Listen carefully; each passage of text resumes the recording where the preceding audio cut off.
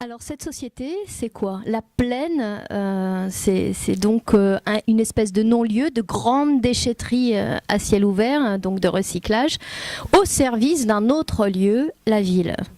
Vous parliez de l'univers concentrationnaire de l'ex-URSS. C'est peut-être le moment de rappeler que vous êtes estonienne, que vous êtes née à Tallinn et que vous avez vécu les 10 premières années de votre vie en Estonie avant d'arriver en France.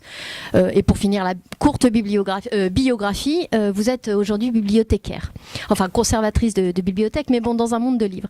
Mais tout cet imaginaire, tout ce monde que vous avez de la ville et puis de la plaine vient de ce bagage soviétique. Alors je dirais pas les choses comme ça parce que évidemment alors la tentation c'est de dire voilà cette grisaille de la plaine avec ses immeubles, cette absence de nature, de lumière, de couleurs, etc. Voilà bon bah ça rappelle les cités construites après-guerre par les soviétiques, etc. Alors bon c'est une option. Pour autant, en France, on en a construit pas mal aussi. Hein. Il suffit d'aller faire un petit tour en banlieue parisienne, prendre le RER. Hein. Bon, voilà. Voilà, tout à fait, un peu partout, c'est ça.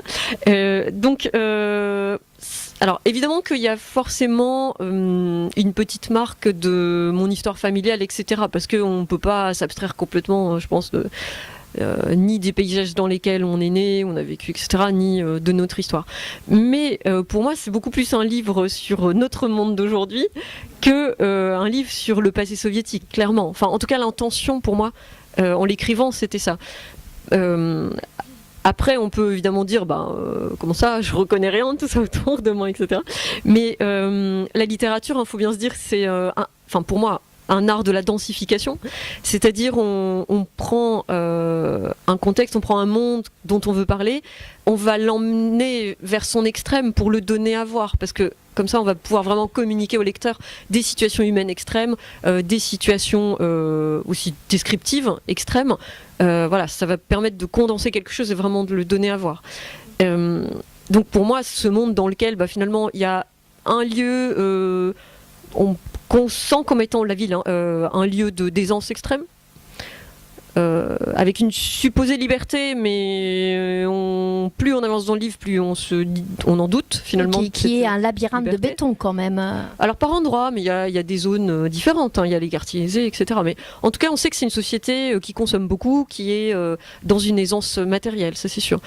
Et à côté de ça, on a cette société de la plaine qui ne vit que sur le recyclage des déchets de la ville. On a l'impression, parce que les personnages le croient au début, que la plaine dépend de la ville, et puis plus on avance dans le livre, plus on comprend que la ville dépend de la plaine. Hein. C'est-à-dire que s'il n'y avait pas la plaine pour recycler et reproduire à partir du matériau rejeté par la ville, on ne sait pas combien de temps la ville tiendrait comme ça. Donc voilà, pour moi, il y a quand même évidemment un parallèle. Alors, poussé à bout, bien sûr, mais un petit peu de notre rapport de société occidentale ultra-consommatrice avec les sociétés périphériques alors pour parler dans le langage des orientalistes, hein, mais des pays du Sud, etc. Alors, bien sûr que c'est exacerbé, voilà, dans un monde fictionnel, mais quelque part, voilà, cette course aux déchets qu'on crée en permanence, etc. Et que deviennent-ils? Alors, c'est invisible, effectivement, dans notre monde, y compris pour nous aujourd'hui. Hein, ça va gentiment dans une décharge, une recyclerie, etc. Une petite partie va dans une recyclerie chez nous. Hein, beaucoup vont dans les décharges où sont brûlés, incinérés, etc. Bon, sans compter les déchets produits quand on produit les objets eux-mêmes. Et on arrive comme ça quand même dans une espèce de décalage entre un monde visible du bien matériel qui est créé et puis un monde invisible de la production, de la destruction, etc. Derrière, quoi.